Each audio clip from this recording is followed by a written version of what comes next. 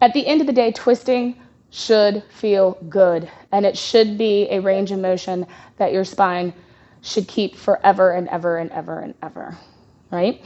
So this is a little warm-up exercise I like to give myself for hips and a spiral through the spine, especially if it's like cold outside and I'm like, oh, do I really want to move? All right, so come into a Z-sit and really put front foot against the knee, back knee, really bend that knee in, really pull it up and close to your hip, right? Because if it's spread out from you, that can put some torque in your knee that you really don't want, right? So just to be in this, right, it's a lot to get this back hip down, right? And you see it want to pull me down. Very similarly to if you do mermaid on the reformer and you feel like you're scrunched into the reformer because, you know, you are, right? So the first thing I'm going to look for is the action of this pelvis from the work in the back of the hip and the back of the waist to push forward, and then it starts to bring this rotation sequentially through the spine, through the upper back, through the shoulders, even through the neck, and then I'm going to let myself reach out, taking weight into the hands, getting a good stretch across my back,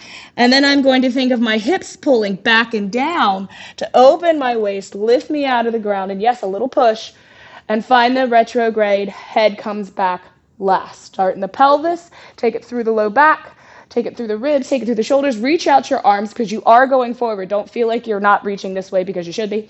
All right, and then as you rotate, you look back behind you. Could you see that back toe back there? Give it a little wiggle. Then as I come up, I'm not going to pick my head up and look around like grandmama call my name, right? No, I'm going to pull that pelvis.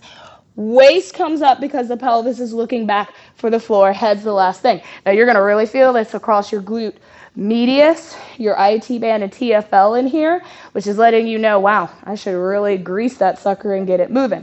I'm going to show it to you to the other side, just, because I feel like doing it to both sides, right? Now, if you wanted to get fancy with it, add some of the arm choreography. Why not?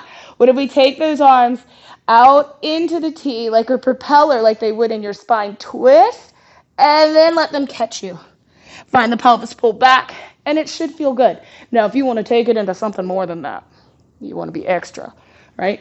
Pelvis, ribs, shoulders, head. Give it a little reach and lift. We could do some taps here because you're extra now, right? You could bend it in and out. Super fun. You could give it a teeter-totter push-up action because, fun. But either way, when you come up, I want you to lead with the pelvis, not your face. Feel yourself pull, come up out of, and around. It feels so, so, so good. Really warms you up, right? If you need to, you could elevate yourself, sit on a block. That might make it a little bit easier on your knees.